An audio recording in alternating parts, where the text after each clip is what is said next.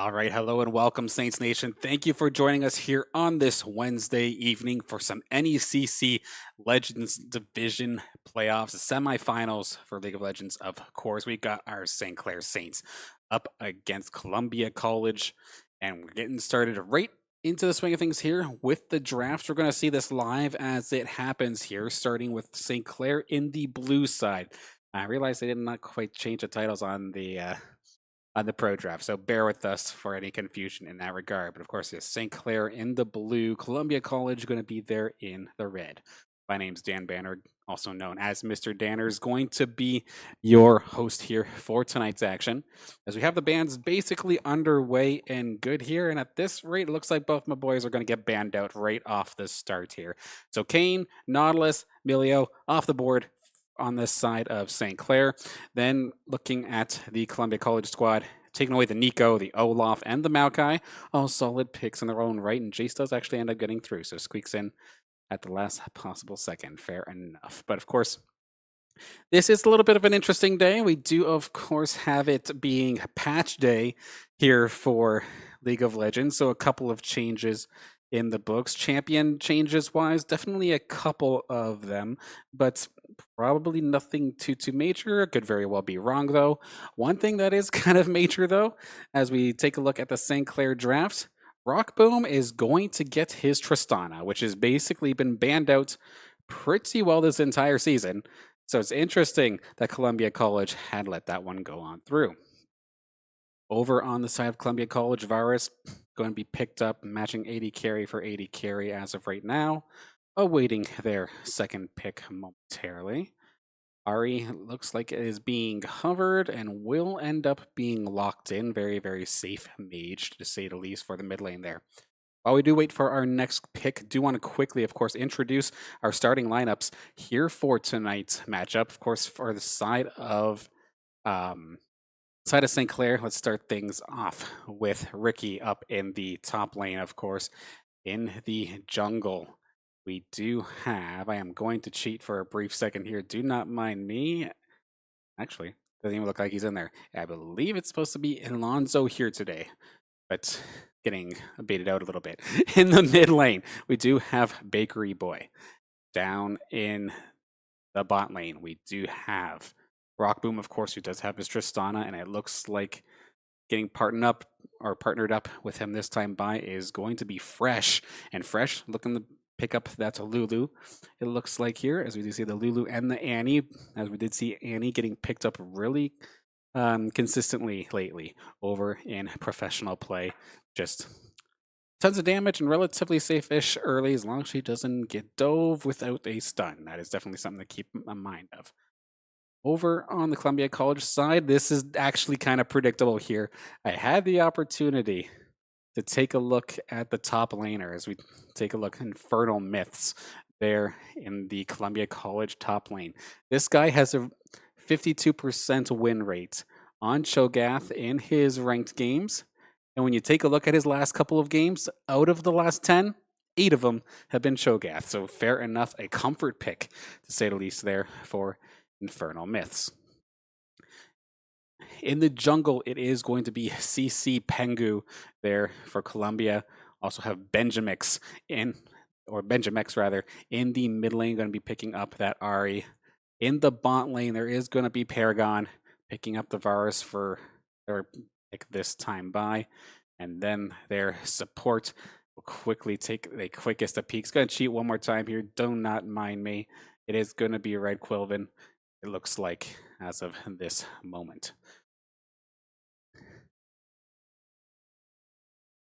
course, hope you don't mind the Mr. Danner solo cast here. It's probably going to look a little bit differently compared to what you're used to here for the Saints broadcast, but nonetheless, have the matchup here for you here tonight, and a couple of comfort picks, especially targeting at Ricky. Looks like here for Columbia College with the Jax and the Darius both being taken off the board. Meanwhile, the side of St. Clair messing with the support line and messing with the jungler ever so slightly here, taking away the Vi and the Karma respectively. With all bands off the board now, of course, get to see what Columbia wants for one of their roles, and a relatively safe pick, to say the least here. Rakan going to be taken off the board there from St. Clair.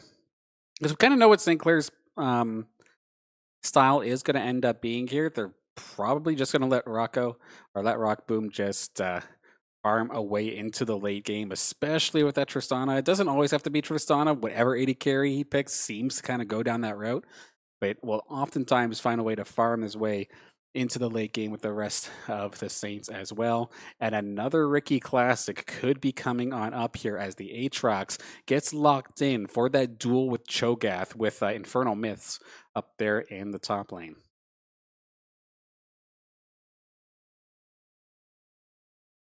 One final pick here for St. Clair to kind of round out the comp here. They really waited for the last possible second to pick their jungler in this instance, and Ivern is being hovered. This is going to be interesting. Not something I've seen from our Saints very often, but it is going to be locked in. So lots of safety here for the Saints. Peel, stuns, CC, whatever you have you, going to be all over the place. But this does allow for Columbia College to pick whatever jungler they want into the team composition of St. Clair, with the Kazakhs being hovered for the time being. Seeing him a little bit more lately after basically being gone for an eternity, and looks like he's still going to be gone for an eternity for myself. So that's going to be the Wukong getting locked in. And we see, I cannot imagine there being any sorts of secret swaps or any sort of off-roll plays here with this team composition. So bear with me, of course, as we do get ready to hop into game number 1. We are going to throw this to a quick ad break to get the ads out of the way right here, right now. That way we don't get hit with them in the middle of the match. So do bear with me. Going to wait for the delay to go on through. In about 3 minutes, we'll be on the Rift with game number 1.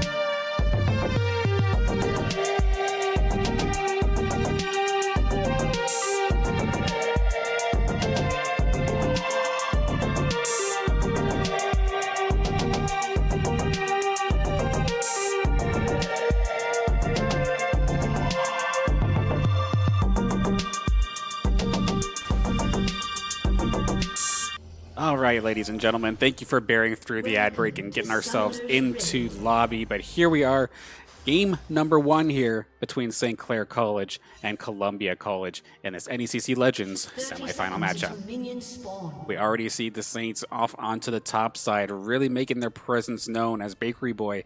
With that Annie stun, of course, could lock anybody up at a moment's time. So base checkers beware, or solo top laners in this case here. In the bushes still need to be careful, and rightfully so there for Infernal Myths to just kind of go back under tower and await to see what happens here.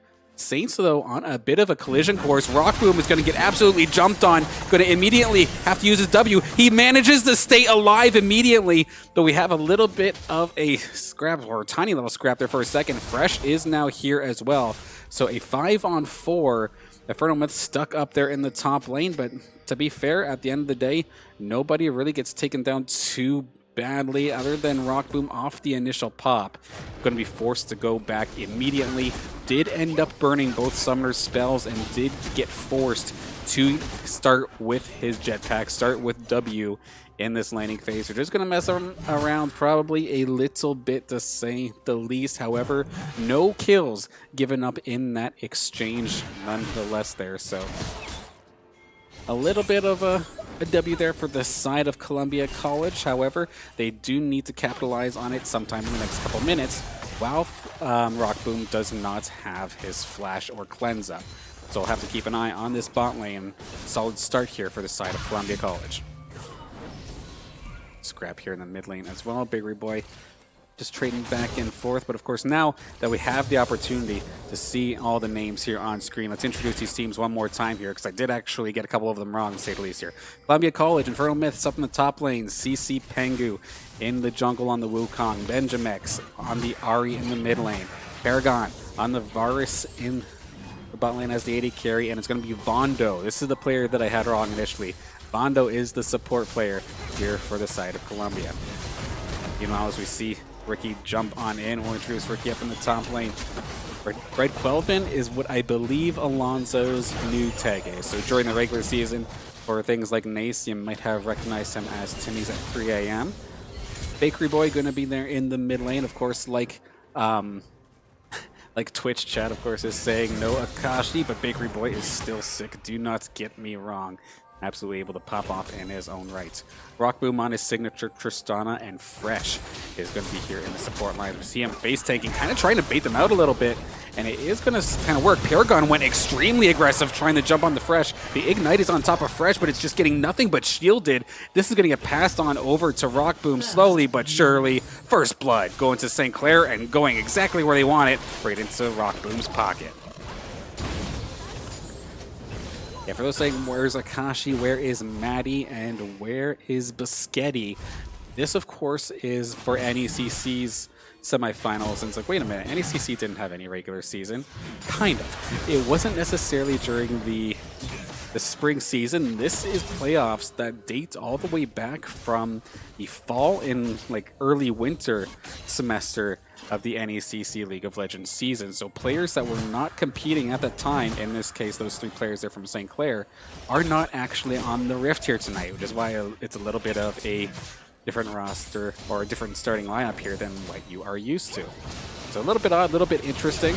Both teams kind of had the straight spot of trying to mix up their rosters here with that regard, as we do see Red going to be making a move, forcing the flash out of Benjamix, so that's going to put him on cooldown for a little while. Granted, once Ari gets 6, she's still mobile even without the flash, but still has a way to go in order to get to that level. In true Ricky fashion, still constantly dueling it up there. First Cho'Gath, one of those top laner is extremely tanky as the game goes on. Does have a decent amount of sustain as well up in that top lane. However, if you do not allow the Cho'Gath to just, not free farm, but exit lane, get his regen up and whatnot, you can still punch him, especially before level 6. And Ricky's trying his best to do so, but just like that, it pretty much immediately healed. And up to the top lane we go. Ricky's going to use his teleport to go back up there. We do see Benjamix on the mini-map kind of going down. Looked like it was maybe initially for a gank on that bot lane. Not going to end up happening though. Maybe just getting the Skull Crab. Top lane doing what they always do. Just duking it out back and forth. And Infernal as well used the teleport. Okay, so that makes more sense how he can generate it so fast. Lots of eyes, of course, going to be on that bot lane battle. As we do see Ricky actually just going to burn the flash out of Infernal Myths. The ultimate was popped. Ricky taking advantage of the fact that he did hit level 6 first. And Infernal Myth would not have been able to duel like back properly. So going to get pushed off the wave here for a little bit. That top lane's still rather close. All these lanes rather extremely close to start things off here in this first game. And it's going to be Tibbers dropped, and it's not going to make contact with Benjamix as of right now. Just going to use it to clean up the wave, maybe go back to either assist with a dragon, it looks like, as of right now.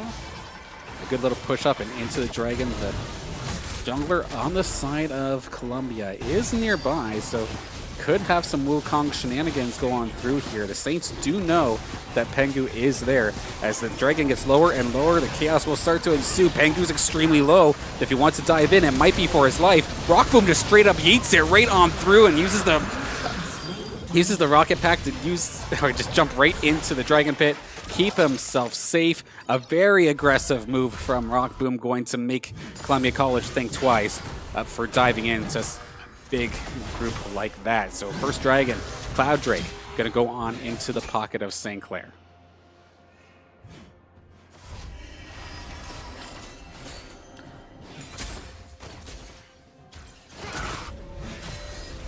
Ricky does seem to be having his way here with this top lane matchup. Granted, CS is pretty close to even, but Ricky just looks so comfortable, flashes on through and pops them immediately with just a sliver of HP to spare.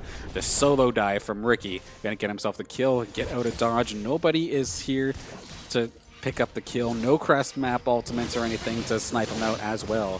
So wonderful play there from Ricky to secure that solo kill.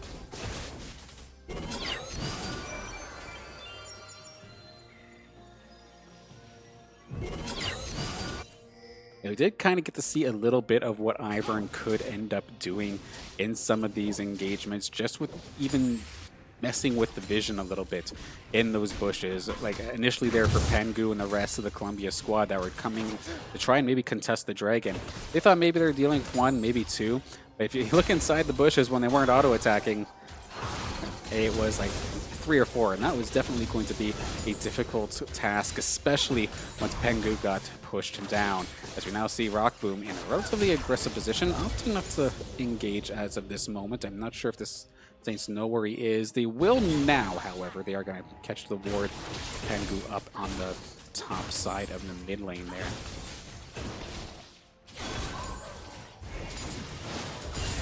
And Saber's going to make an appearance once again. No initial contact, but this is going to cause an engagement down in the bot lane. Fresh is getting absolutely blasted, but the shields are coming in clutch, and a big ultimate actually coming out here from Rock Boom to just launch Paragon right into the turret. This is going to turn in from an optimal opportunity for Columbia College to possibly a 2-for-1. Vondo is trying his damnedest to either get the execute or try to get out of dodge, but Rock Boom is too quick. Benjamix, though, did get here in time. That is going to be the kill. Rock Boom should have his rockets available if he really feels like diving onto Benjamix, which at this point I am never going to guess, because as soon as I think, oh, this is time you back off, it's often the times when he jumps on in. So not this time, though. Rock Boom is going to end up securing that to be the 2-for-1. Does get Fresh the assist in his pocket as well. for a little bit of additional gold. Lots of stuff going right here for St. Clair, as we now do see Pengu maybe making his presence known down in the bot lane. Had anything happened though, Red Quelvine was right there as well for the counter gank if necessary.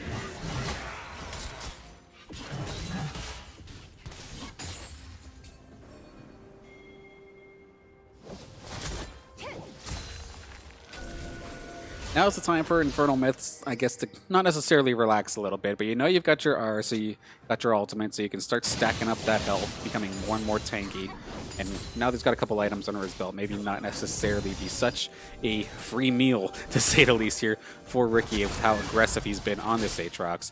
But regardless of how tanky you are, he is seeming to get pushed off these waves ever so slightly, only really picking them up when Ricky does push the wave himself. But 20 CS difference, and even still, Ricky not afraid to do a little bit of poking around the turret. Still just getting so much CS on top of that as well. And a little poke when he can.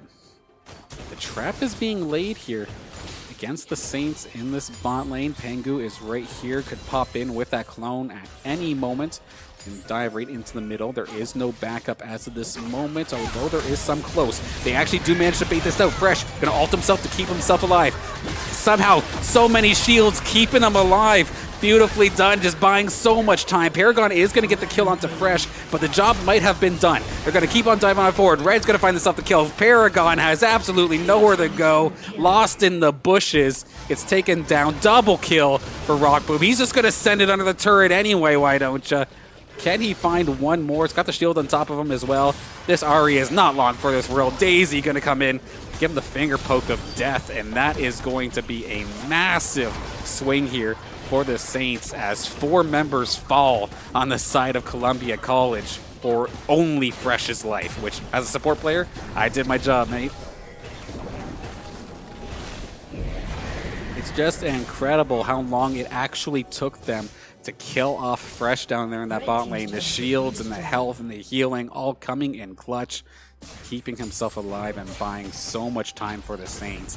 And they get the icing on the cake here as Shelly does come out to play to finish off that bottom turret. So it's going to make things even more difficult now here for Paragon to safely farm. Going to kind of have to extend for the time being, or just be pushed so back to his turret that he's going to be a basic non-factor to anywhere else on the map. So a very, very scary position here for Columbia College's bot lane in particular. They're going to try and get in here, but that's always a scary part. They can basically get jumped on at any point pretty close for free if they try to move on up here. And sure, Paragon compared to Rockboom might be farming minions a little bit stronger. However, Rockboom is farming champions at this point here, being a part of 8 eliminations here in this game so far. And with this second dragon being spawned up here, there are a couple members of Columbia College nearby, but I do not think I would want to risk it at this point here. We see that gold lead just going to swing that much further up here in a moment's time. 25 to 20 here so far in terms of that. And one more on the board here for Rockboom, nearly. Although good job there from Benjamix. Did not even have to use his flash in that engage, but does lose the ultimate for a possible secondary engage if they do opt to. Definitely going to be something to keep in mind moving forward. Benjamix actually may have got a little bit of greed with that in... Or not that engage, I wasn't engaged, but just the pathing in general. Nearly got himself taken down. Now this mid-turret here inside Columbia College is threatened. Hello, Bakery Boy. Drops the Deddy on top of him, locks him down. Rockboom is not going to be long for this world, however, as the turret just absolutely ate him alive. And this could be Paragon's turn to try and get a couple eliminations under the belt. A huge snipe, actually, going to take care of Bakery Boy as well. So far, so good here for Southern Columbia, but they might be overextending here. Red is going to find a kill to at least answer back. Paragon's overextended. Tibbers is leading the charge, and it is going to be yet again. You don't think of the Ivern as a slayer, but that is a 4-0 and 4 Ivern there for Red Quelvine. From what should have, in theory, been a Columbia W with that play, maybe ended up with them biting off a little bit more than they can chew, as they do end up getting kind of traded out relatively evenly. May not have been exactly even, but it was Definitely a good counterattack there for the Saints to catch those players off guard there. Paragon, unfortunately, kind of caught frontlining a little bit alongside Pengu, so did end up getting punished. Ricky, of course, right after that mid push, just goes right back up to the top. Nearly has that top turret done for himself. Does actually complete this as well. So some more objective gold into the pocket of St. Clair once again. Rift Herald is here as well. Could be an objective to go for. It looks like that is going to, in fact, be the case. Maybe get this Rift Herald pushed down, or help push down that mid lane, or sneakily put it down one of the side lanes.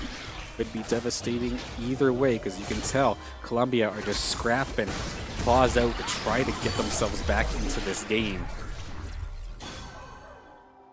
And it's a really, really odd spot right now, because yes, in theory, they want to take it slow and just farm up, but I mean, Rocco doesn't care if you want to farm up, he'll do it too. Bakery Boy doesn't mind, he'll wait for the late game if he has to.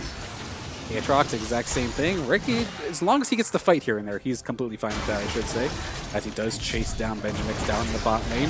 Rockboom does get caught out. Got out by the Varus ultimate. That could be devastating. That is going to get himself taken down. Rooted up and could not counterattack safely. So a big pick here, actually, from Paragon. Sniping off the AD carry here of St. Clair's easily in that fight.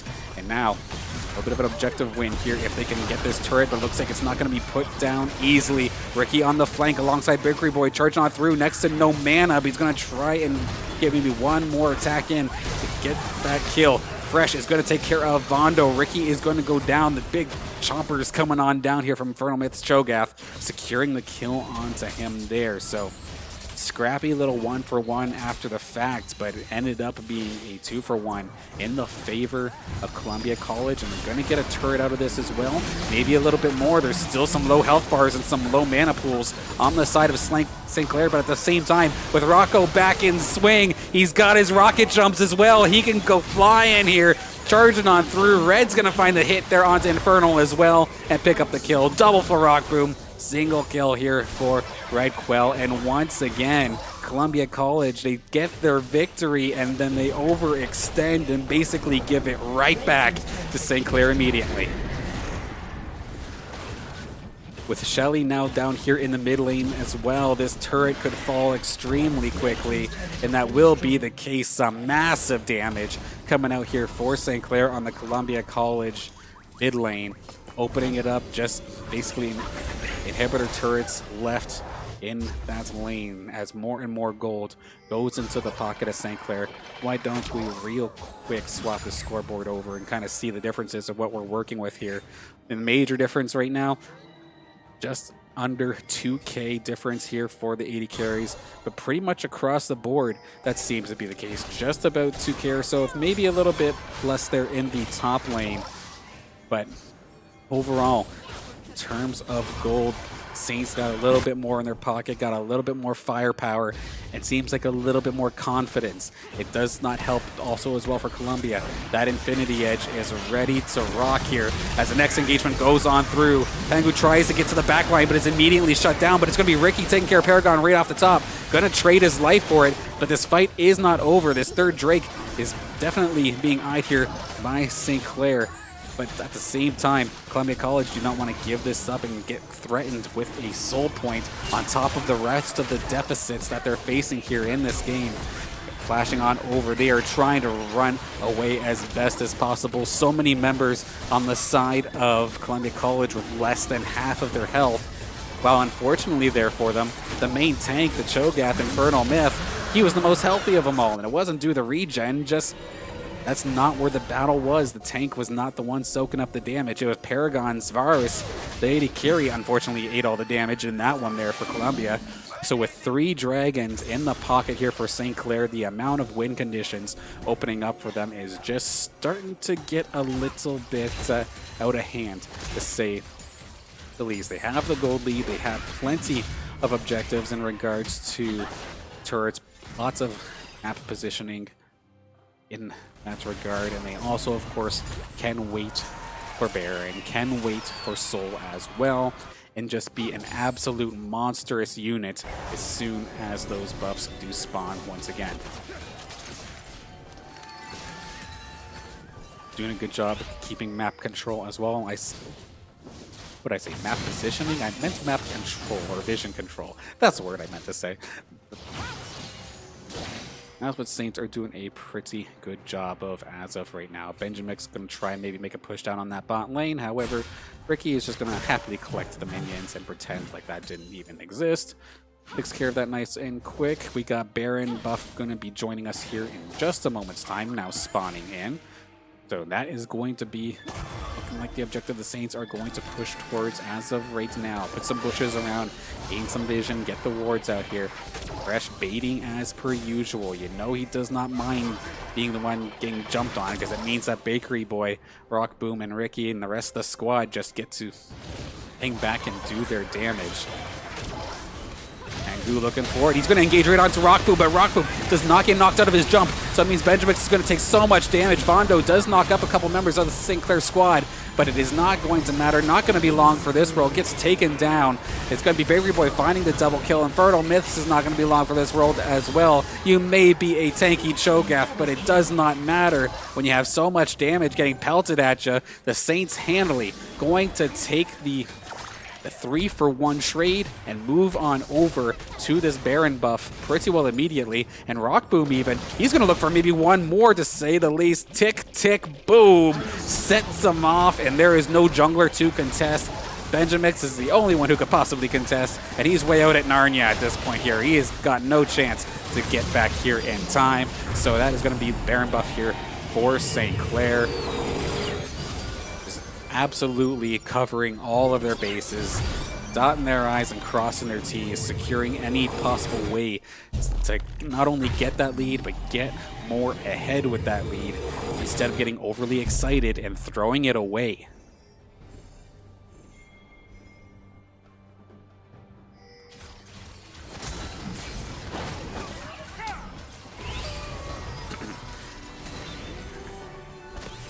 With it being about a 10k gold lead here, and I honestly do not know what the heck Columbia College has to do to get themselves in this one. They need Saints to overextend, basically, inside of their own base and maybe try to push for a victory too soon, but I don't know how they can take a team fight like that even and be able to make that actually happen. We see Red charging on through even the Iron chunks at this point. My goodness. Rockboom just going to tick Pengu off, returns the monkey, and goes down. Brutally done there from the Saints squad. Another tower going to be going down. At this point, I don't think this freight train is going to stop. Just going to be the Saints moving on through. That bot turret, not going to be long for this world either. Inhibitor and all the way to the Nexus turrets. Looks like Bakery Boy is even doing a little bit of a split push here in the mid lane. So there's just too many minions, too many sections here for the side of Columbia to actually take care of. Benjamax nearly gets caught out there by Ricky. Ricky is going to push everybody off. This inhibitor is going to be taken down with rather ease, to say the least. The bot lane minions did get kind of caught up, however, on another group of minions of Columbia's. Rockboom going to get out of dodge. There's a minion. So now that they're here, going to be able to push on forward here into this match. And a big snag there. Pengu nearly goes down. He's able to clone out safely for now. But Tipper's charging on through, and the rest of the Saints, it is just a matter of time at this point here. Rockboom, you'd never guess he's the AD carry because he's the one leading the charge half the time here in these fights.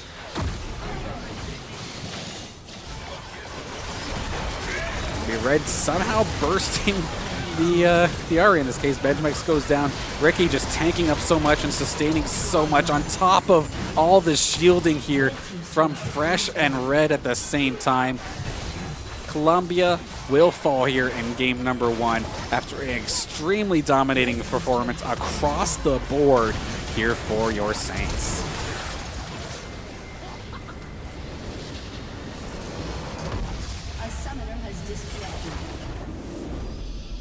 You may have heard the ding in the background. We do have game number 2 pretty much happening right away, so it will not be too much longer here. Thank you all for joining us here for game number 1. Of course, this is a best of 3 matchup here with the winner playing in the finals tomorrow in a best of 5 matchup between the winner of U Ottawa and Fisher College. So with that, we shall throw this to a very, very quick break, get the lobby and draft set up for game number 2, and before you know it, we will be back here on Summoner's Rift.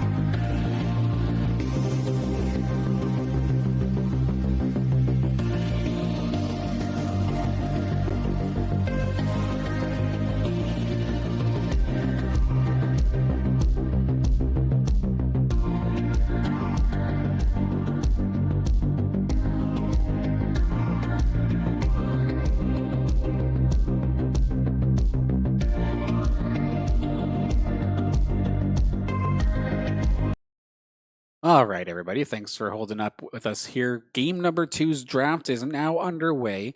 We do have everybody switching sides this time, however. So it's going to be Columbia College there on the blue side, St. Clair in the red. First band's coming on through. Start off with Columbia College. Going to take care of the Olaf again. But they're actually going to get rid of Bakery Boys Annie, and it looks like they're thinking about taking away Rock Boom's Tristana as well. So what in theory should okay, they actually switched to the Ivor, and that is going to be odd. Do they plan on picking up Tristana for themselves? I would not expect them to. They're going to end up picking up the Maokai, which does mean that we're probably going to see an insta-lock Tristana here for the side of St. Clair, but I could very, very well be wrong. Maokai, of course, one of those tanky champions that are just strong, it seems like always. So tanky and being able to do so much CC is just kind of ridiculous to deal with at times.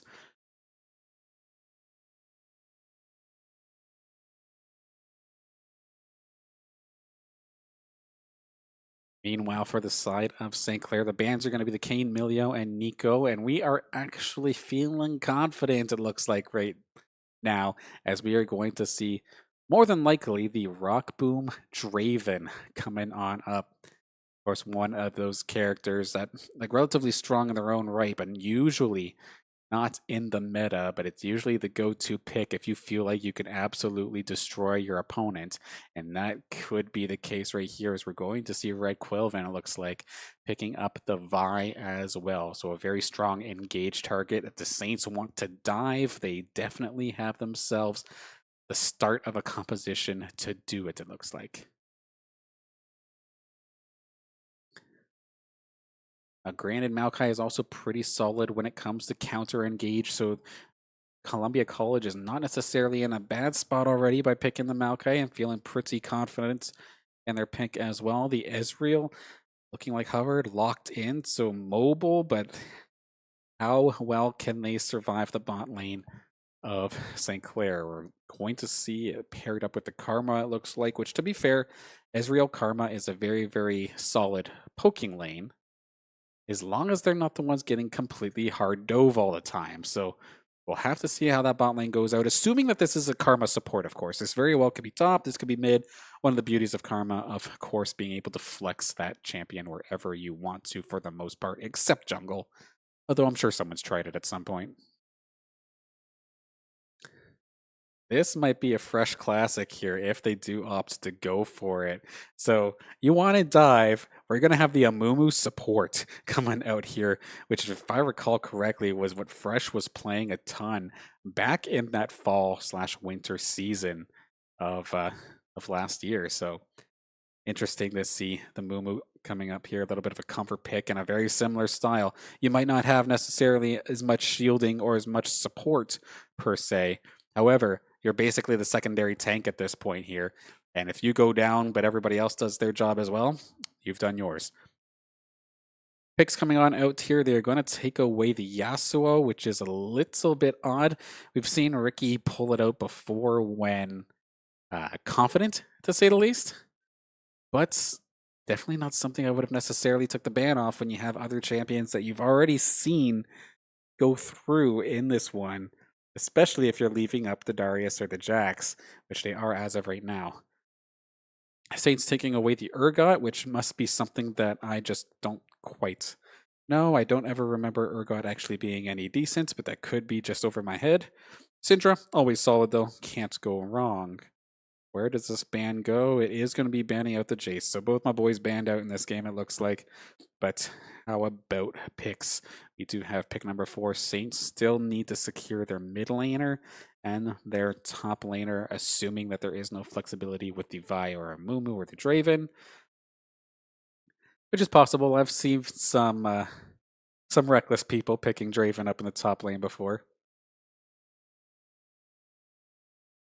And a very, very solid pick there in the mid lane. If the Annie is gone, going to show the mid laner of Columbia College here.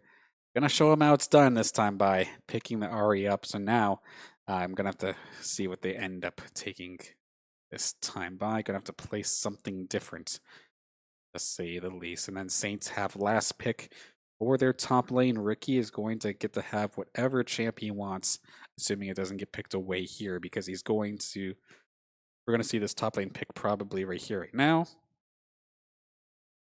The Sylas in the mid lane, this definitely does make sense with having the Vi, with having the Amumu. Two very, very good ultimates to pick up and steal. So fair enough. Definitely understand the Sylas pick in this one, as long as they're comfortable on the character. As we now see Scion being hovered, which is another character that we've seen Ricky play a lot of, relatively beefy tank as well. So they definitely have shielding, they have tanking, lots of HP for the Saints to have to tear through. But what if they did not care and maybe let it bleed out per se? Have to see in just a second, and that's exactly what I'm referencing here. The Darius here going to be picked up by Ricky unless he swaps it in the last second, because Aatrox is also available. Sure enough, we got both of the Noxian brothers here in this battle, Darius and Draven. There is going to be a ridiculous amount of engaging and dunking happening in this matchup. Definitely excited. Probably going to be no real flexes. We have a rough idea of where everybody's going. So with that being said, similar to the last game, we're going to take ourselves a very, very quick break while we allow for the spectator delay to go on through. This way, Twitch doesn't blast you with an ad in the middle of the match. Thank you for bearing with us. In the meantime, we'll be back in Summoner's Rift in just a couple of minutes.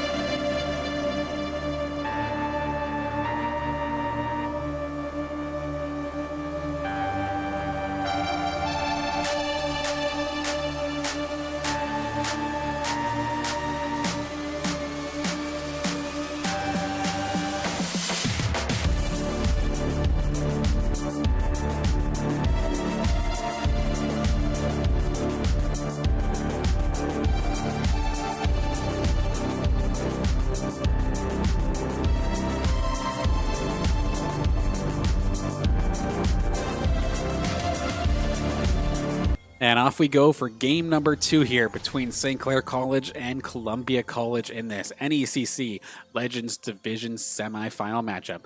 This time by Saints are going to be on the right-hand side, and then Columbia in the blue.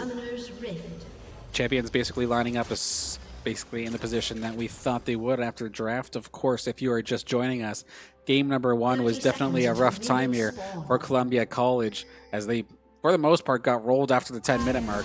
We are going to see them try and go for an early aggressive move here onto Fresh and Rockbroom. And Fresh is going to go down about half of his health, going to burn his flash, but Rockboom still has all of his summoners available. Gonna actually opt to back up and go to base as well. Of course, a couple freezing hiccups. That's not on your end. That is on our end here, on this server end rather. So should get fixed up in just a second. Here we go. Minions have spawned.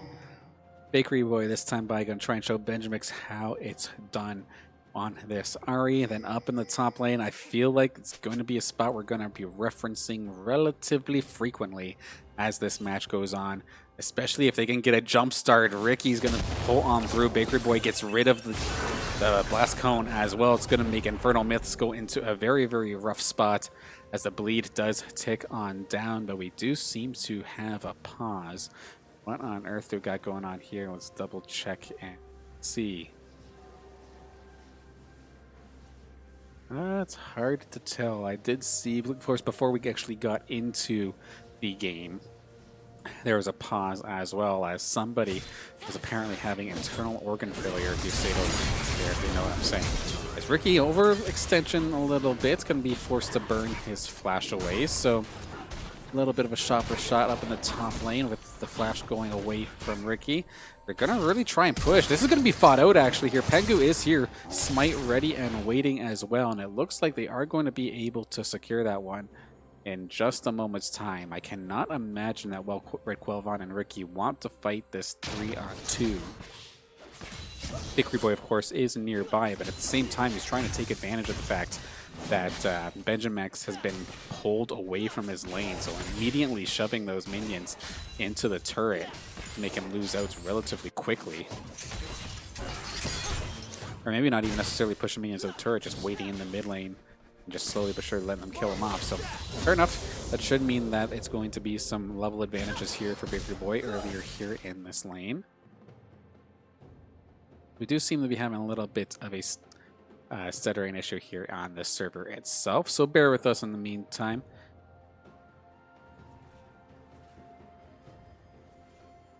On we go again, of course.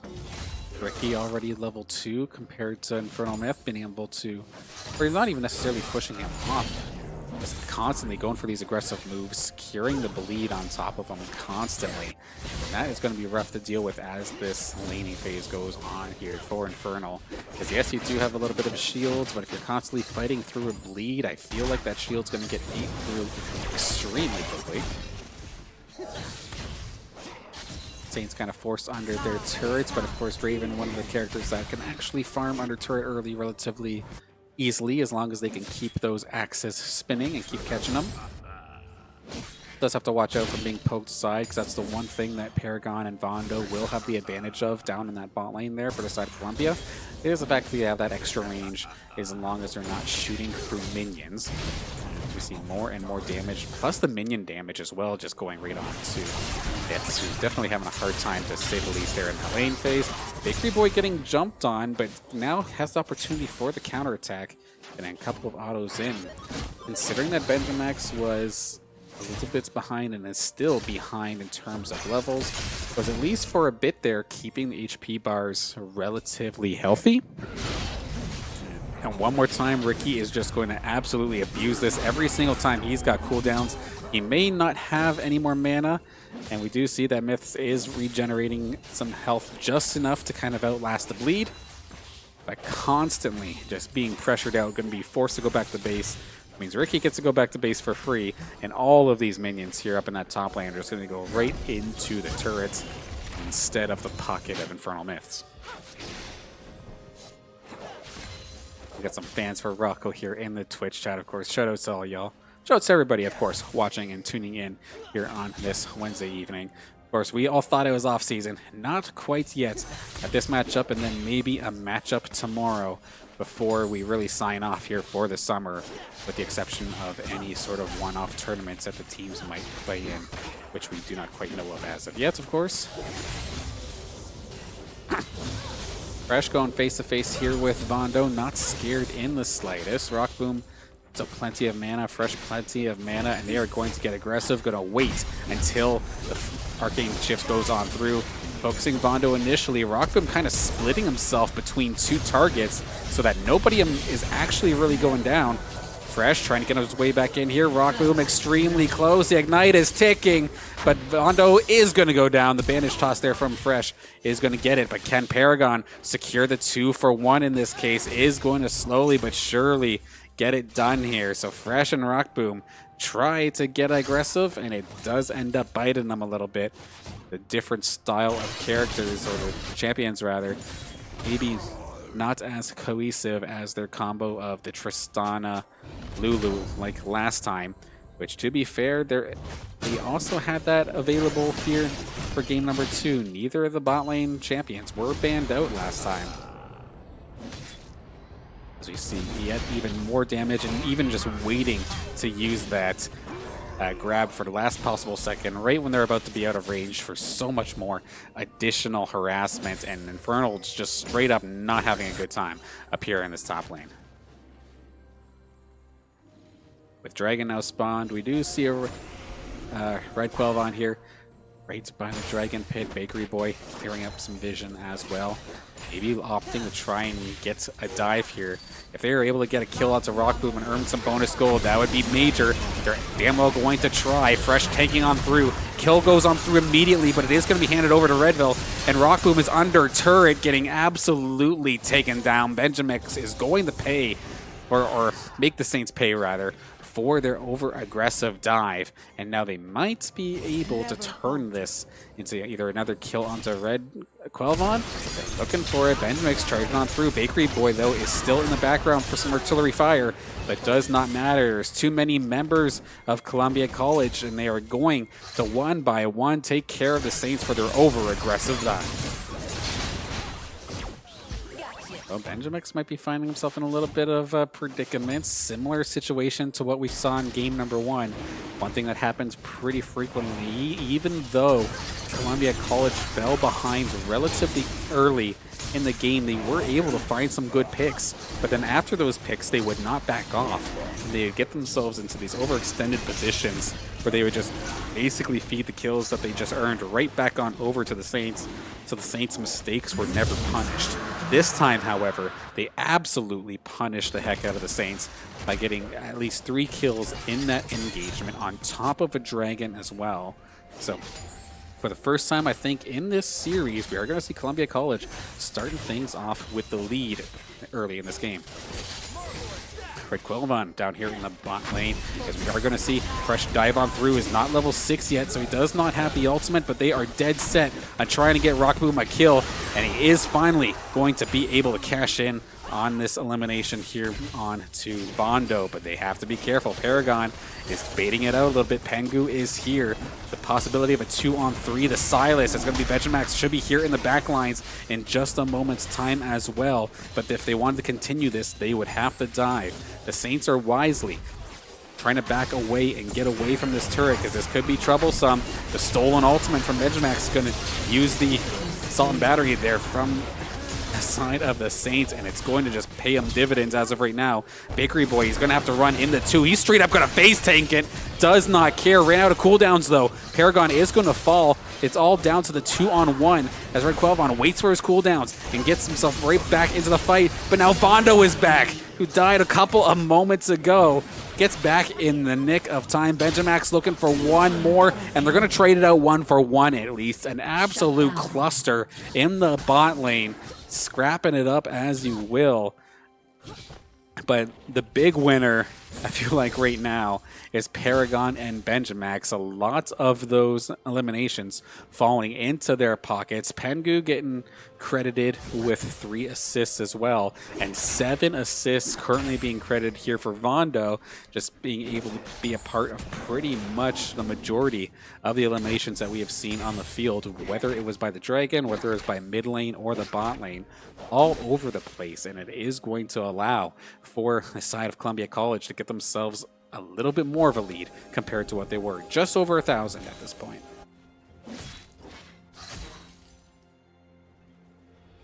Compared to the last game as well, the Saints composition does not necessarily lend itself to scaling compared to the last time by, of course. They didn't mind if they fell behind in game 1 because they had a lot of those scaling champions, like a Tristana, for example, and just being able to wait it out and get stronger and wait for a team fight. Granted, the Saints were able to get themselves a massive lead, so it did not matter, but they're really putting themselves in a tough position right now because I feel like this is a composition that requires them to get the lead early, similar to what they did last game, but it's not being played out that way.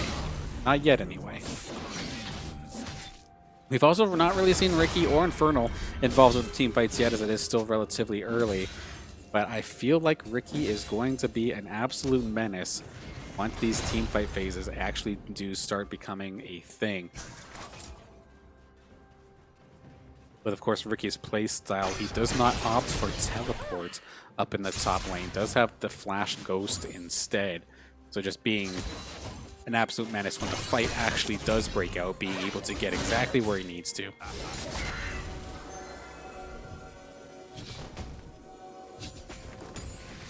Focus.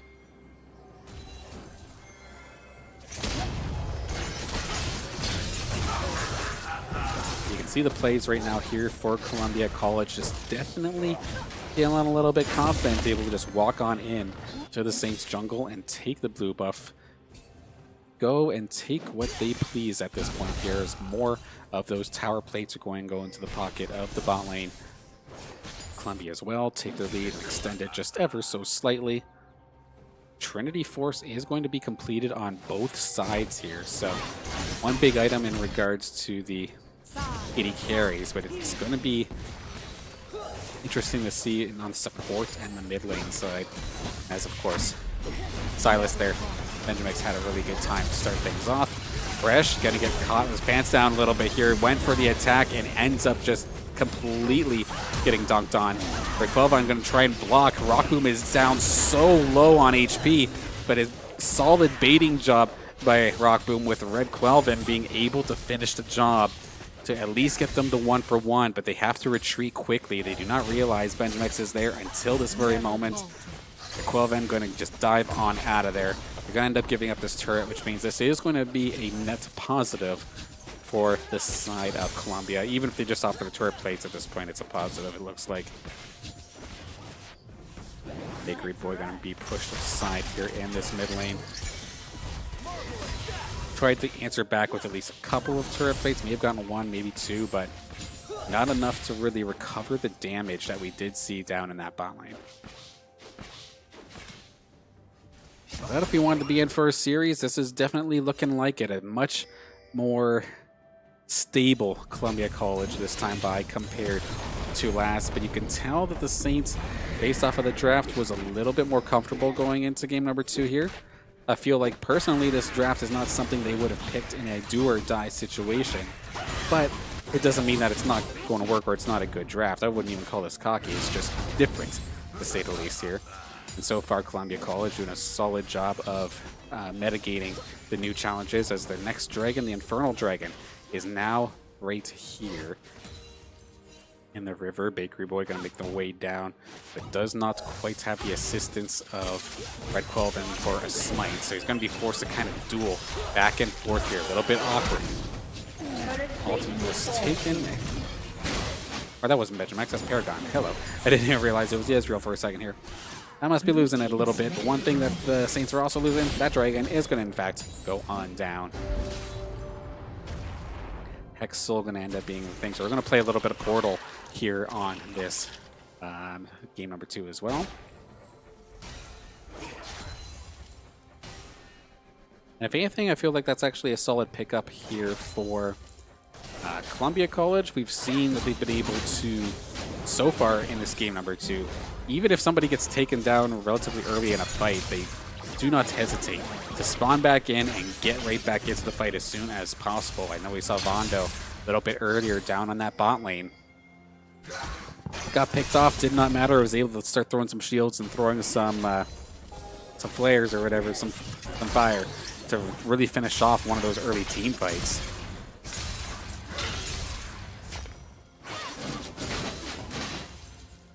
Of course, Saints could very well do the exact same thing, but just saying, so far it looks like it's been Columbia able to take advantage of that kind of mindset so far.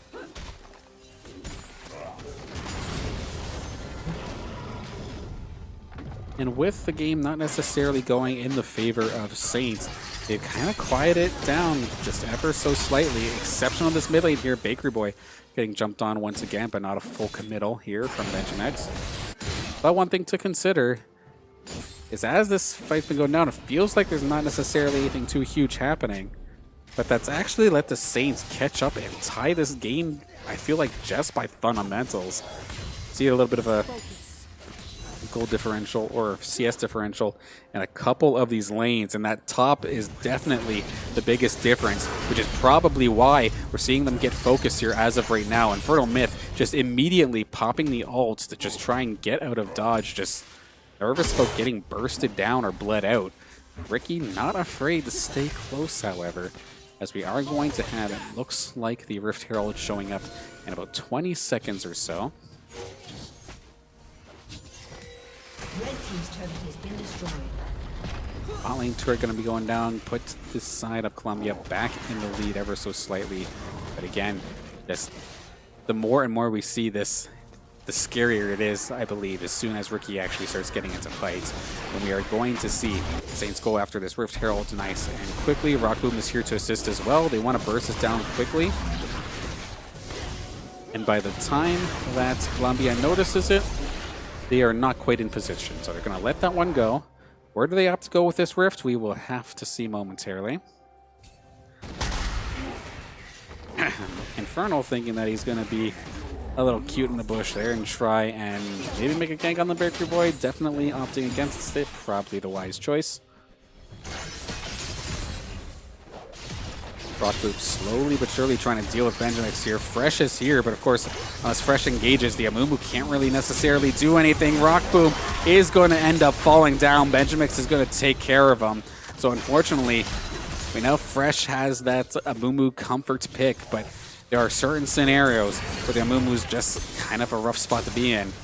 And you can't shield as Amumu. So unfortunately there, for Rock Boom and for the Saints, not going to be able to secure this time by. Fresh is going to get a small engage in, try to stun one, does manage to get the one elimination, trades this 1-for-1. BenjaMeX is extremely low as well. Bakery Boy in the back lines is firing off fire constantly, and is going to be able to at least get the one additional one, so relatively positive trade here for the Saints, especially since Ricky's just doing his own thing down in the bot lane, took care of a turret. Greg Quelvon coming right back in here from the bottom side of the mid lane. And in the meantime, Rock Boom has arrived once again, axe spinning and in hand, and waiting as Ricky is also making his way up to this mid lane. With that tower as low as it is, we could see a move. Rock Boom trying to get vision, denies the backs, but they should know, they should know that Ricky is there. We're going to see the teleport get forced out from Infernal Myth, I do believe. Oh no, that's going to be BenjaMeX. Going to be forced to come on back here and getting himself into a pretty aggressive position. Rock Boom, of course, also not afraid to go head to head and in the face, sometimes to his detriment, being shrunk down to almost half health as of this moment, but should be able to lifesteal up at least a tiny little bit of that. Pengu there on the Maokai, also going to make a push towards the mid lane to try and keep it defended, but as the Rift Herald takes care of the mid lane turret, they do make their way over to this dragon that has just spawned. This could be our first opportunity at a proper 5v5 team fight with Ricky in the lead. The dragon has not been started as of this second. probably has by now. We do see Requelvon down in the Dragon Pit. Bakery Boy looking for the flank, but he is definitely noticed. Fresh dives on in. I don't think the stun has been used up yet. The ult is not there. Lots of low health bars. Ricky's quite low as well. Fresh is going to end up using the ultimate, but it's going to get onto Benjamex, and the solid stopwatch there to deny the initial ultimate from Ricky, but he does end up getting the kill in the end. Feral Myth extremely low. Lots of low health bars. Lots of players falling. Requelvon comes on back right onto the tank. In the back line, Vondo's going down. So many members going down. Slowly but surely, the Saints, it may not have been necessarily a focused team fight, but it was a one team fight as they are able to take that team fight in 3-5 fashion, with the Dragon on top of it as well. So this could be the big swing as we do take a look at the gold. Just one big 5v5 team fight, and we went from the Saints being maybe 1,000 behind to now being about 2,000 ahead. And it was just a matter of getting a proper 5v5 head on. And the odd part about that team fight too is the Saints didn't necessarily get the kind of start I feel like they would have wanted. Unfortunately, there was no proper engage for Fresh to get a high value Curse of the Sad Mummy ultimate, and it was more so they kind of denied a little bit. Ricky's initial ultimate, their initial big chop there, kind of got denied a little bit, stalled out, prevented him from snowballing that team fight. But yet the Saints were still slowly but surely able to win that matchup. So solid job there for the Saints to pull that one around, protect the damage, and get the job done, even if their combos or their major team fight win conditions were pretty much stunted. Blue team's turret has been destroyed.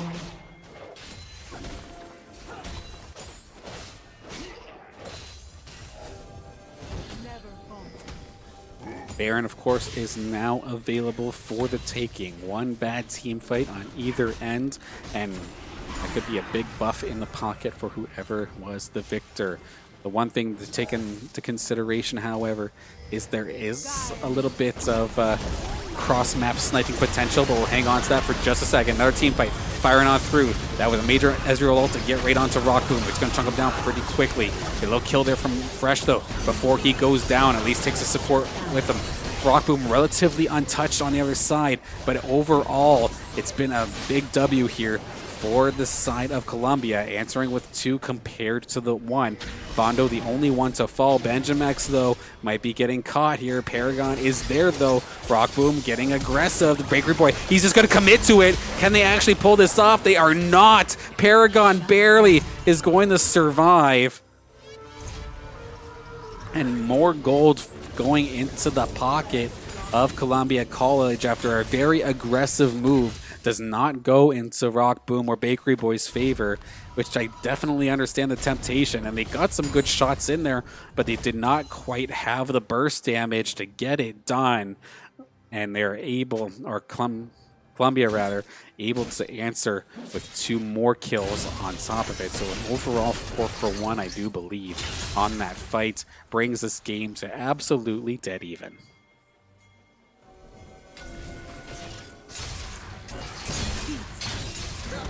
Fresh, unfortunately, getting caught out warding here. Can try and flash aside, but unfortunately is just going to let the kill end up happening here.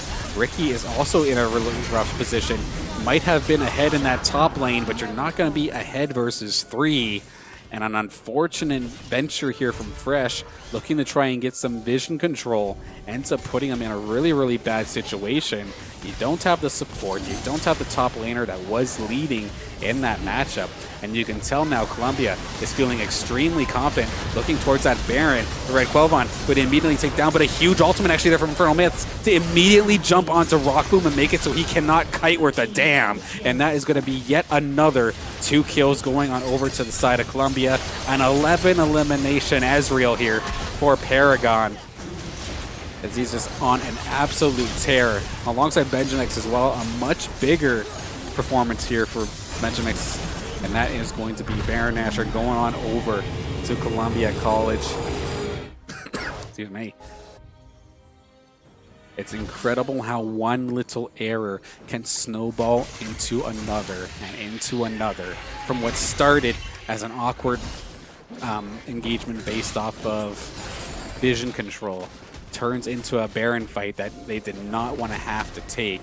And big props to Infernal Myths to be able to find that flank, get the ult, and charge directly on to Rock Boom. There's very, very few scenarios, I feel like, where Scion is able to just beeline it directly into the AD carry like that and found his opportunity, and that definitely helped swing that fight to reduce casualties and reduce the amount of gold in the St. Clair pockets. And just basically give themselves an even bigger lead now. Borderline 3K.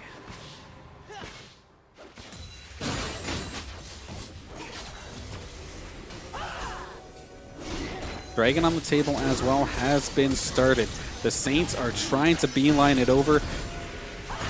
Columbia College do know this is happening. The Dragon is going to go over, but the Saints are going to try to get some sort of fight out of this. Maokai ult is going to be right there, so the Saints are going to try and fight on through it. But Benjamex goes down extremely early. Bondo as well as Bakery Boy is able to take him down. But this is the kind of clumped up team fight I feel like Saints were looking for this entire time. It should allow for Bakery Boy to shine, but it's actually not. It has been turned over on the heads of St. Clair as too many members ended up with low health bars. The damage was focused onto the two players that did go down, onto the support and onto the mid laner, which fair enough, but you're also dealing with the Baron buffed up side of Columbia College.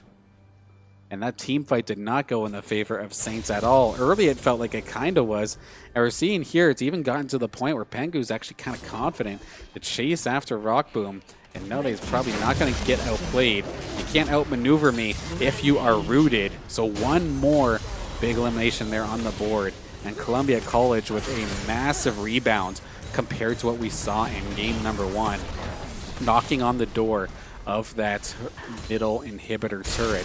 Probably not going to get it this time by, but I mean, one more bad team fight like that for St. Clair, and Columbia College could be charging down that mid lane like it's nobody's business.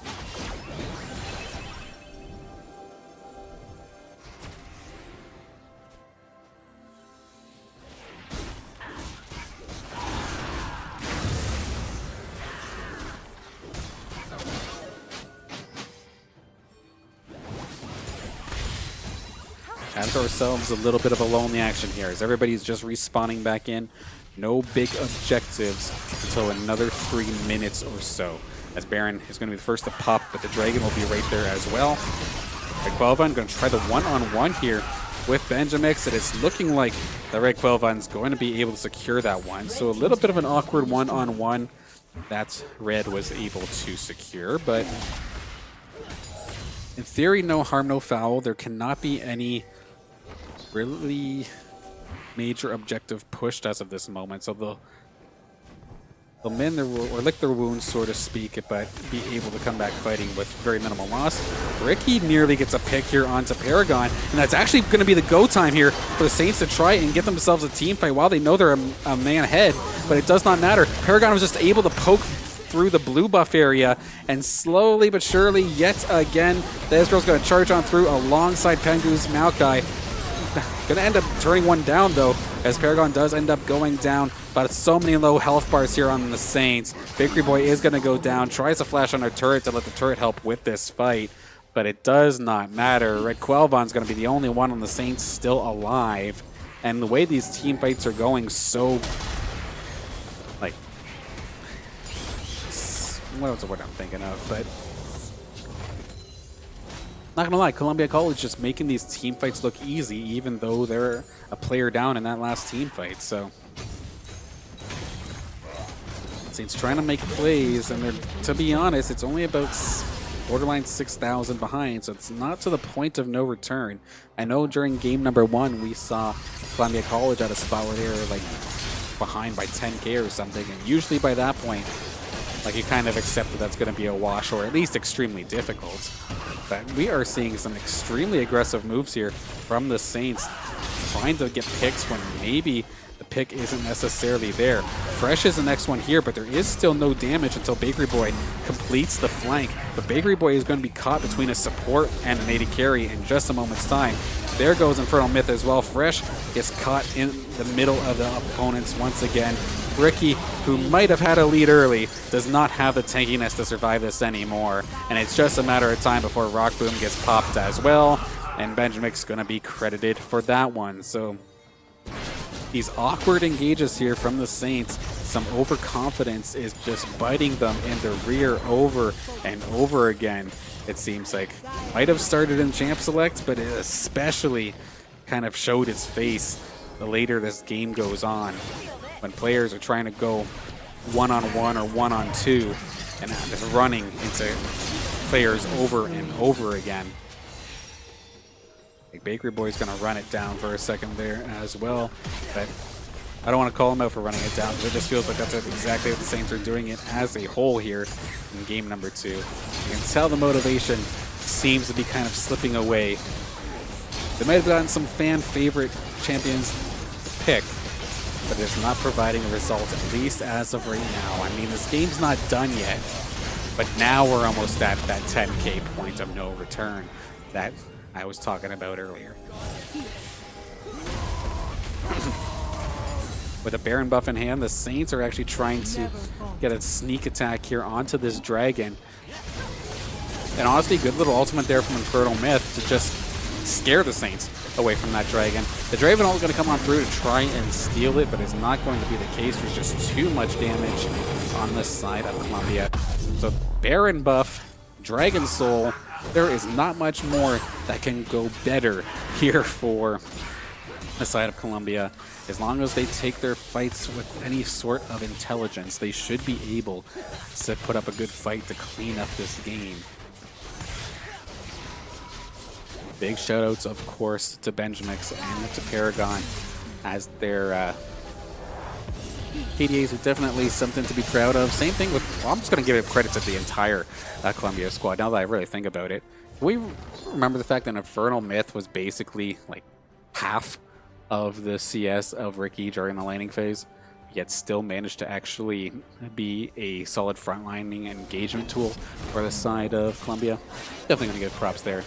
Bondo as well, a much better performance here so far on this Karma. Of course, game is not over. One bad team fight here for Columbia, and the Saints could do some damage. I don't think, well, it might be at the point where if you lose a team fight, the game's just over. 30 minutes is pretty far into the game, but have to see the death ball style coming in here for Columbia is hard to try and pick apart. Red team's turret has been destroyed. A little bit of poke. It's really annoying here considering that Paragon can also just keep firing those Mystic shots. And the engagement is finally going to happen under the turret. Pengu is going to go into the middle of them and just try and tank everything. It's going to be Paragon lighting up the field, and one after another, the Saints will fall, and the Saints, after a dominating game number 1, get answered back immediately. As Columbia College are going to bring this to a game number 3, extending this NECC League of Legends Division semifinal out to the final game.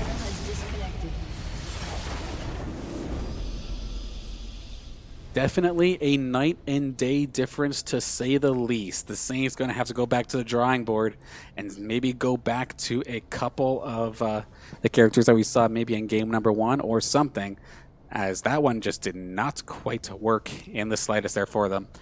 Did not get the team fights they were looking for and relied a lot on outplays that just straight up didn't happen. So with that being said, we're going to get the lobby ready here for game number 3, the decider between St. Clair and Columbia College. Stay tuned.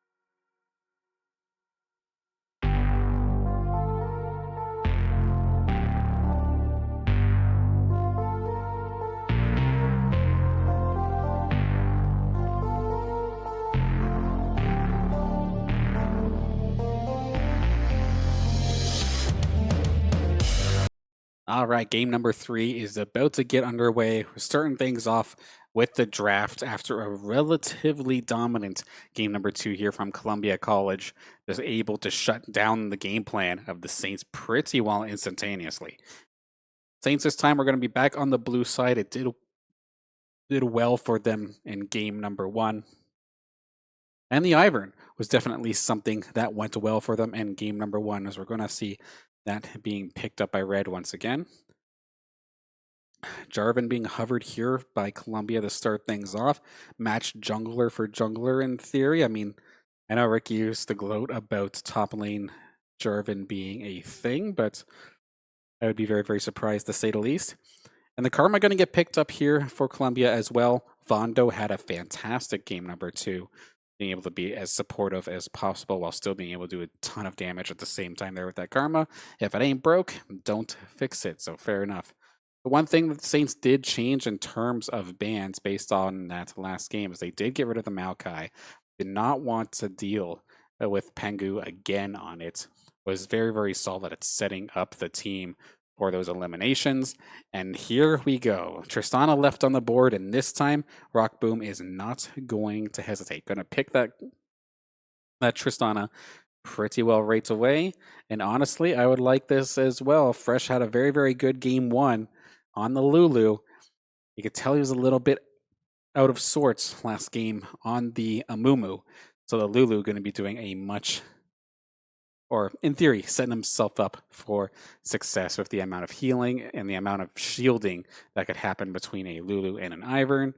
Should make Rock Boom a happy AD carry, but down in the bot lane,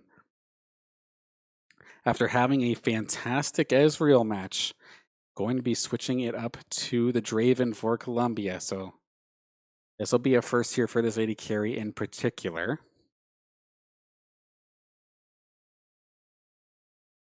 Bans coming on through for the final phases here. Syndra being hovered because, of course, Saints still have not picked their top laner or their mid laner here. So getting rid of Syndra is usually a good pick, but actually going to opt to get rid of the Jax. So target Ricky down just ever so slightly. I remember the days when Jax would not be meta in the slightest, but Ricky would still be able to pull bans with it. But Jax is even better than back then as well, so fair enough banning him out.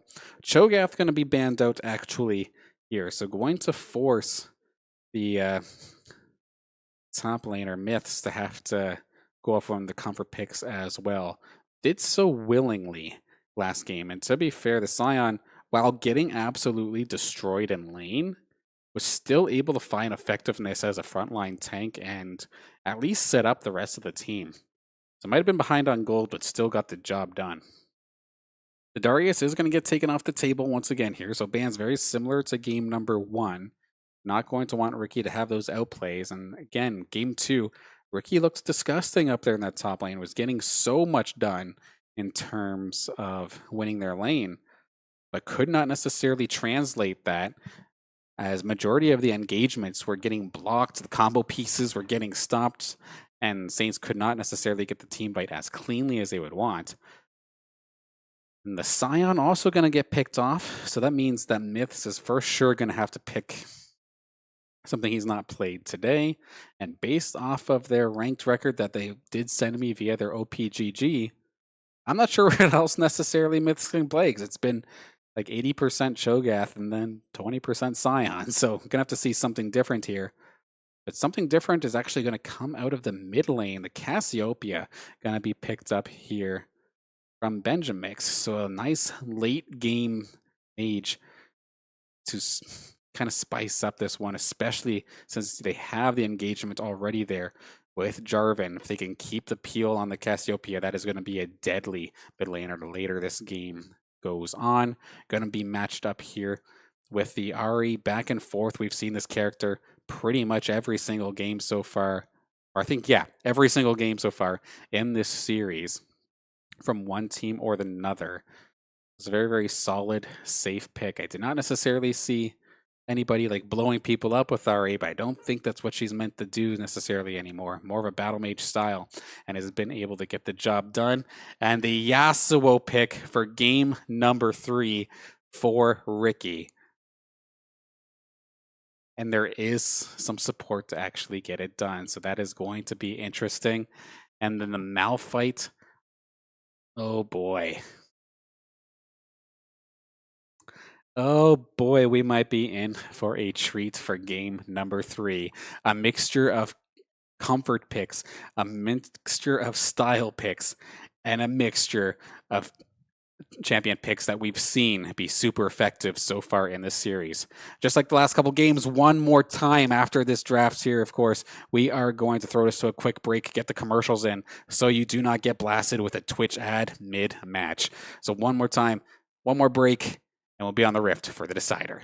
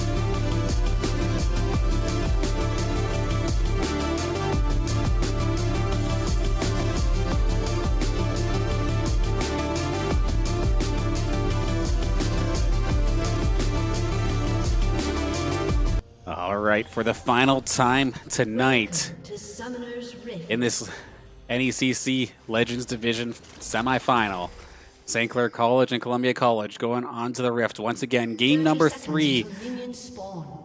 We got Ricky up in the top lane with the Yasuo. Definitely a lot of eyes on that one. Comes out usually when confident. A little poke to say hello, to say the least there. But, of course, if you're just joining us, game number 1, the Saints were able, in a rather dominant fashion, based off of performances across the entire team, were able to get a nice quick win. Going into game number 2, they picked a draft that was maybe a little bit confident in nature, and Columbia absolutely punished the Saints for doing so. Were able to hang on to the lead, stop their game plan, and rather convincingly by the end of it, take that victory. Now game number 3, a bit of a mixture, like I was saying during the Champion Select. Have a couple of new picks, a couple of things that have been working, and a couple of spice picks as well in this matchup.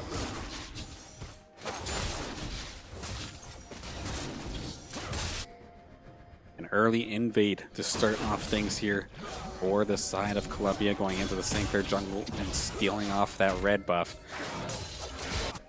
Saints should have been able to scout it. We do see red Quelvan down in the river, maybe making a beeline towards the red buff there. So at least just have sideways jungling instead. Get it done a little bit. Looking at the team compositions, of course, I feel like this one is definitely anybody's game. The longer it goes, you still have hyper carries on both sides here. So nobody necessarily has to get the early game going quickly, to say the least. One thing to note, of course, Infernal Myths had his 2 main champions, his Cho'Gath and his Scion, banned out late into that draft. So first time in this game, going to be picking up the Malphite, which I feel like is pretty much a staple across any top laner. But how comfortable will Infernal Myths be in this matchup in particular? We'll have to see, of course. Rockboom and Fresh going to be picking up the bot lane that won them game number 1 rather handedly, while also being dressed up in the Dragon Tamer duo. So matching skins for the wins, right?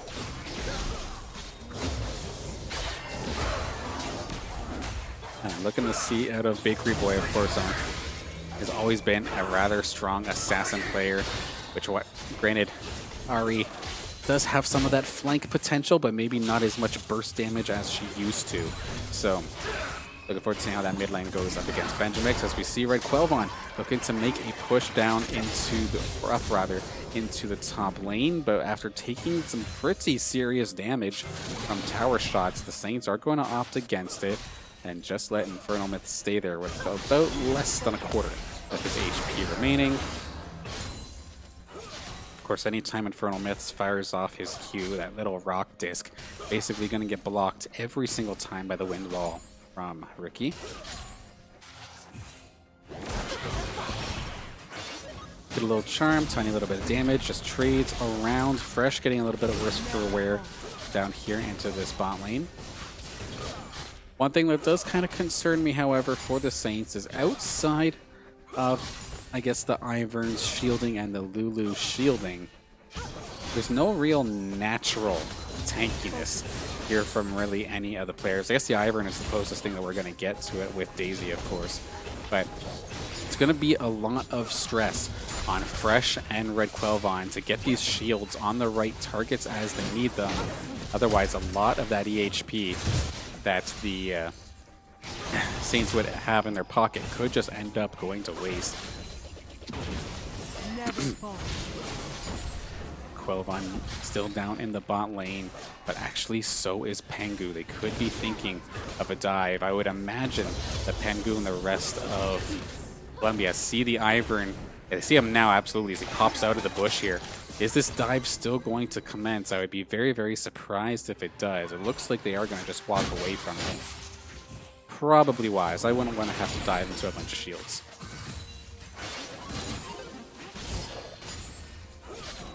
Dragon being started here by Pengu as well, right under the nose of St. Clair. Would be a massive steal if he can manage to secure that one.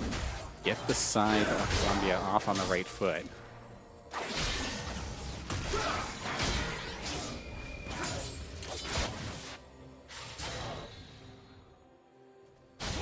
It does appear so that minions aren't even necessarily pushed, but the Saints are not necessarily in position to tank it. Up in the top lane, this is getting kind of close. No ultimate there from Ricky, and what a flash. No, actually.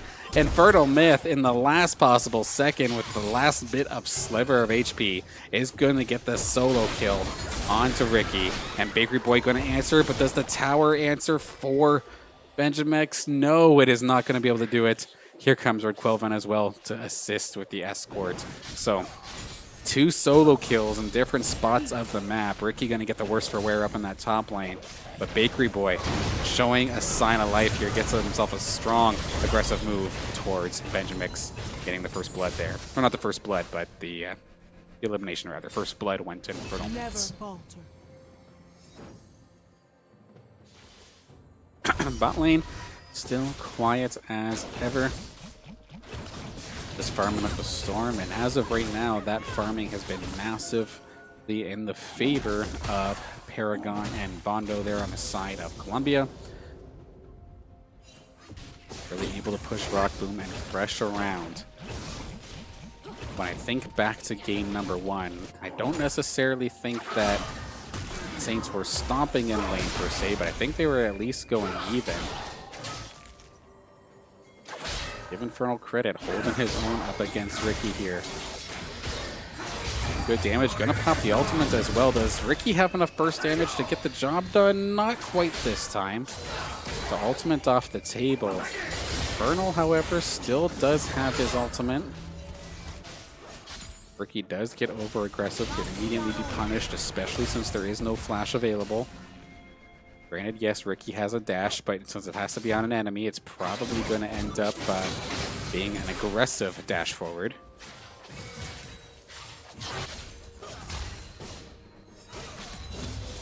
Bot tower, the target here for Vondo and Paragon. Red Quelvan is here. Are they going to opt to get aggressive with this, or just more so defensively try to hold? Looks like more of a defensive hold. Nice little steal, I think. Was that a steal there from Baker Boy? He does actually steal the Scuttle Crab. So nice little small victory. Get some gold, get some experience, and some vision. Nice little snipe.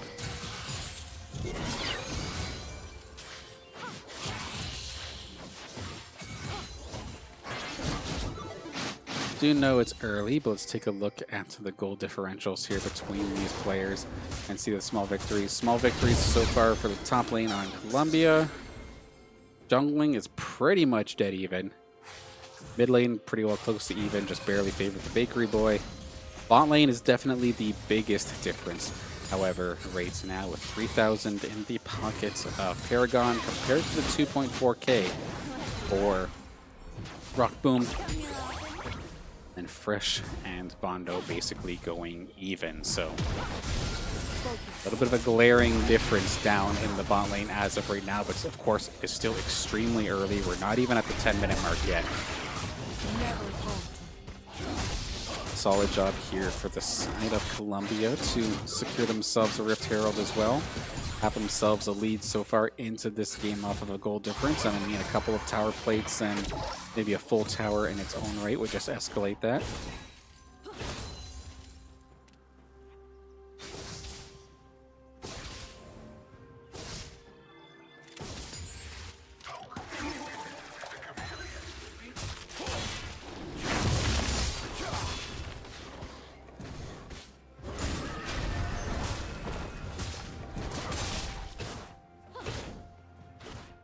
Right now playing a little bit of farm build. This is where the Saints tend to catch up to when they have the opportunity to just farm up.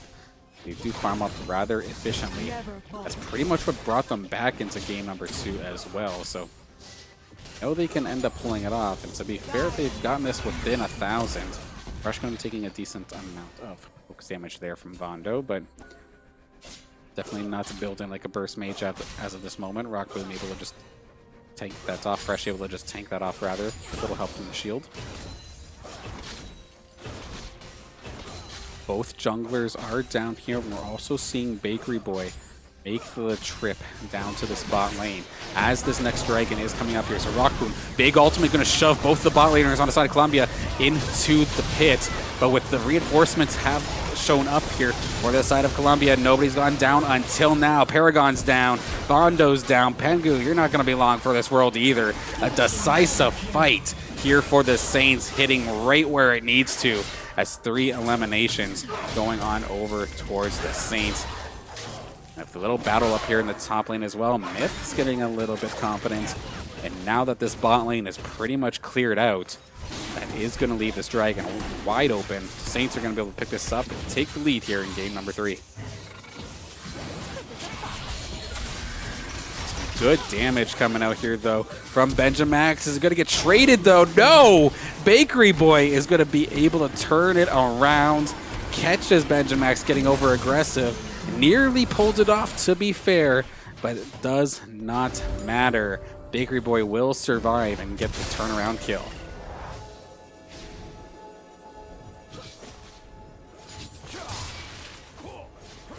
Good thing the Ivern Bush was there. We did see Pengu kind of coming in hot here in the Dragon Pit, looking for any stray Saints members to pick off. There was plenty of reinforcements around, but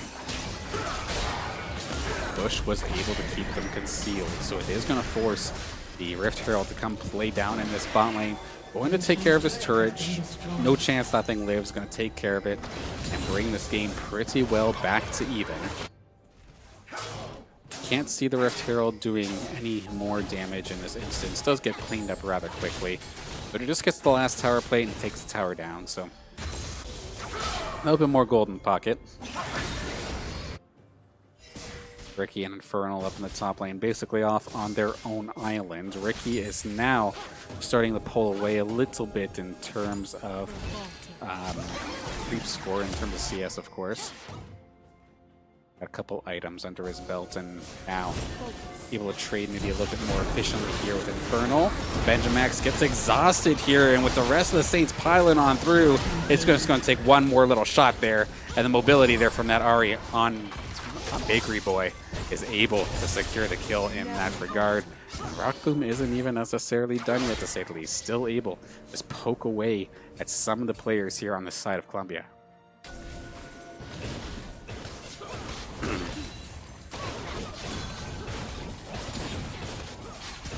Bakery Boy having a much better start here into this game. Gonna be Pengu diving on through, but by the time he gets the flag and drag combo, it is directly underneath the turret, and Rockboom is going to be safe alongside Fresh.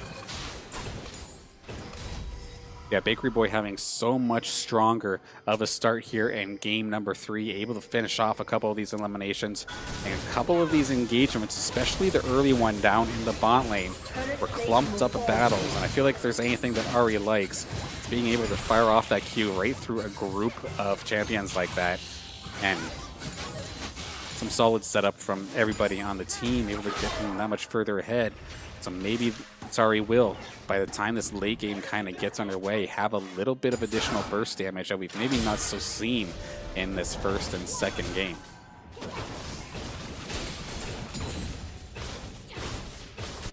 Rockboom carefree, just taking turret shots like it's nobody's business, but he ends up getting, I think, a final plate or two because of it.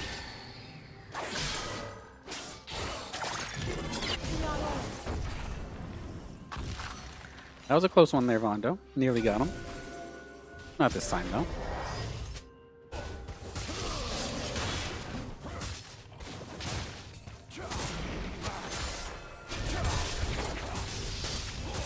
Saints might have had a little bit of the aggression go in their favor so far. However, vision-wise, it does look like Columbia College is a little bit further ahead in that regard. Bakery Boy going to try and trim that down ever so slightly, but you see a lot more words on the rift here for this side of Columbia to start things off. Gonna see the Rift Herald show up once again in about 10 seconds. We do see Vondo and Pengu nearby for that, but actually so are all the Saints. Actually, pretty much everybody. If they really wanted to, we could have ourselves a massive 5v5 skirmish here for what would be the final Rift Herald in this game. You can see the shields that Rockboom gets. It's just absolutely ridiculous. Bakery Boy, actually, he's going to go in as if he's the tank right onto Benjamax, and was nearly able to get him to a position where Rockboom could open fire, but there was too many tankier bodies within range. A very awkward spot here for the Saints, kind of pinched up against the entrance of the river. A little bit worse for wear right now, though, is the side of Columbia. All their players about a quarter through. Big ult dives on through. Fresh is going to immediately get popped. There is no engagement here for Ricky to dive on through until he finds his own. He's going to find one. Thermal Myths is going to go down. That's going to be a double for Rockboom. It's going to be a nice rocket jump through right on top of Benjamax. He cannot get anywhere. That's a triple. That's a quadra. Can they find themselves a penta in about 60 minutes into this game? Not quite. Not going to be quite able to do it. I know Rockboom wants it, but not quite this time. But it does not matter. It might not get the highlight penta, but that's still the highlight team fight that St. Clair absolutely needed. The ult on Infernal Myths, I know it was trying to shoot for, I think, Rockboom and Fresh, but it ended up only getting Fresh.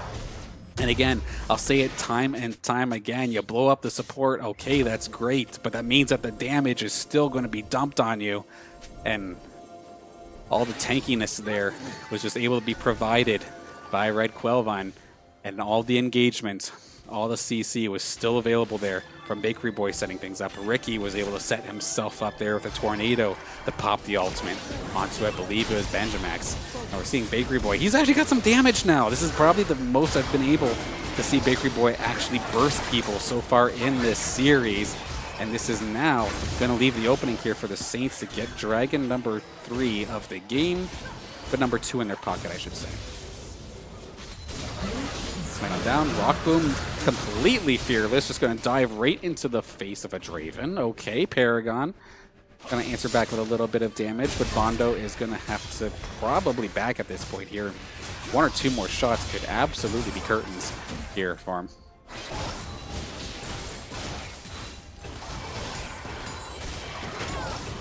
This mid tower is not going to be long for this world. Quickly taken down. Of course, that's one of the bonuses of Tristana as well, being very, very strong at eliminating turrets with the help of that explosive bomb. There's the Rift Herald, of course, and at this point, it looks like Columbia is not quite in a position to even contest. They had the ward there, they knew it was happening, but their entire squad was basically too split up. So Wise on the Saints to get the job done there. Have themselves about a 2k gold advantage as of this moment.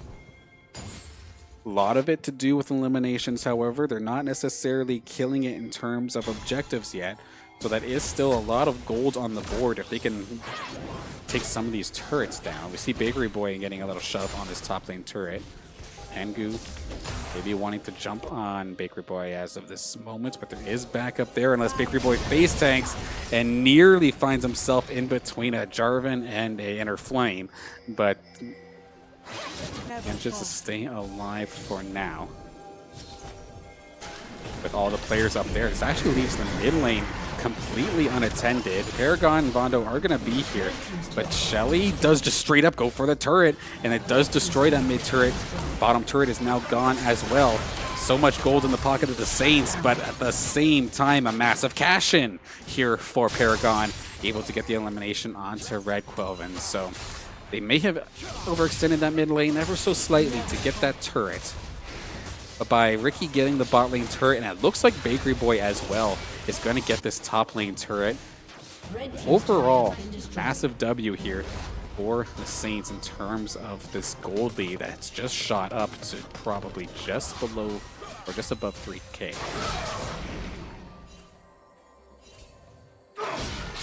X going 1-on-1 here with Ricky. Ricky going to pop the ultimate. Benjamax is going to flash away, but Ricky, of course, does not quite know if there's any reinforcements there, so wisely going to back off in this instance, as Pengu and Paragon were both not too far away. They could have gotten there in time had he chased, so good on them not to chase. With Baron now spawning, we just, of course, hit that 20-minute mark Objective now on the table. Let's take a quick look at the gold in a moment's time, assuming that Rock Boom doesn't go ham here in a second. Definitely thinking about it. I'm actually going to pause for a second as Paragon going to take a good chunk. Pengu dives on in, the bomb on top of him. Big chunk of damage. Holy smokes, just immediately evaporates before he even gets a chance to decide on an engagement. Absolutely brutal. And with no jungler to contest, this Baron should, in theory, be the Saints. I mean, they have damage via the Cassiopeia and the Draven, so this could still be stolen on over if they can mess with Red 12 and Smite. Down to the last quarter. They're thinking about it. Rock Boom's just going to send it, and he's going to absolutely give his life for free to the side of Columbia, but Baron is going to end up going down in the favor of St. Clair. If they can clean up this battle, it is going to be a massive W across the board here for the Saints, and they are, in fact, going to be able to do so. I know the AD carry is not necessarily supposed to be the tank, but it really bought enough time for the Saints to secure that Baron, and they still had enough damage to get the job done.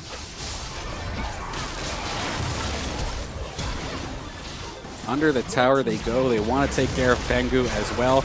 They are going to be able to successfully pull that one off, and this inhibitor is going to go down. Probably not going to be able to push much further than that. No, they are not.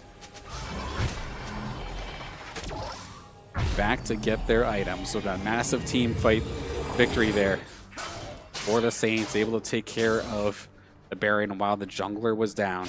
Again, yes, Rock Boom dove in and kind of sacrificed himself, but it let everybody else go nuts in this scenario, so worked out this time by.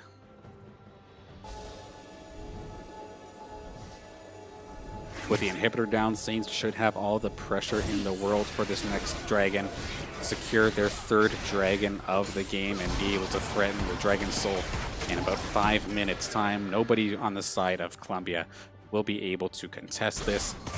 And get cleaned up nice and quickly. There it goes. Don't want to commentator's curse him, but Bakery Boy, as of right now, on a flawless, deathless run so far in game number 3. Absolute standout performance from him as well.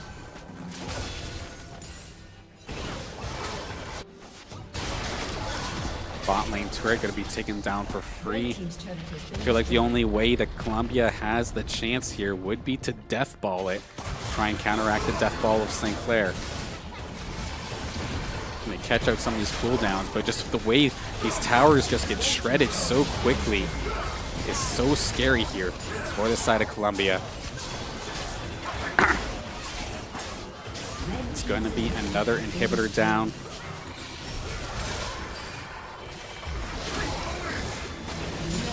Going to be all up to a battle underneath the Nexus turrets. Infernal Myths has teleported in. And as soon as he shows up, the Saints leave. Technically, they still have one more lane that they can push. Fresh, though, nearly getting caught with a very, very cocky position on that recall. Nearly got punished.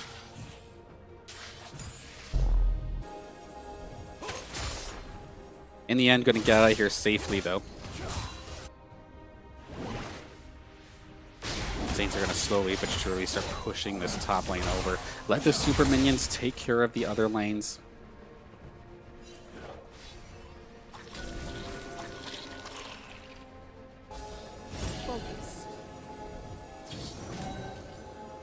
No dragon, no Baron or anything for another 3 minutes or so. We do see the engage coming on down here, though. Pengu is going to dive on in. Sure, it's right onto Red Clover, and it does not mind being focused. Pengu is going to pop before a damage dealer is even touched. Double kill to Red Quelva, diving on through Paragon, frontlining in this one. Fresh is going to pick that one up.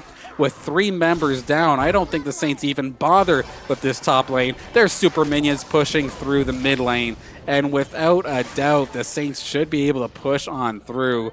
and secure themselves this semifinal victory, moving them forward to the NECC Legends Finals. Just 2 champions, 2 players, 2 turrets separate the Saints from victory. And so far, the Saints are barely getting scratched. Vondo through the shields are not getting absolutely chunked down. Ricky does get a little bit low. Gotta watch out. Pengu is now here for the counter engage. This is actually allowing for Benjamix to do some damage from the back lines. Pengu dives on in, but the polymorph there from Fresh is going to shut him down in his tracks. Infernal Myth diving on through, does not have his ultimate yet though, and it's made it so that his DPS are exposed, and they are one after another going to fall. It is all down to Infernal Myth to try to keep this one alive versus the tank and the support line of St. Clair. But there may not be a ton of damage, but slowly but surely they will chip away at this thing. Infernal Myth is going to have to go back to the fountain. There is nothing they can do. Ultimate is not going to matter. It is going to take care of Fresh. The Red Quelvan does not care. I've got minions and I've got the victory. Saints are going to take this semifinal in 2-1 fashion.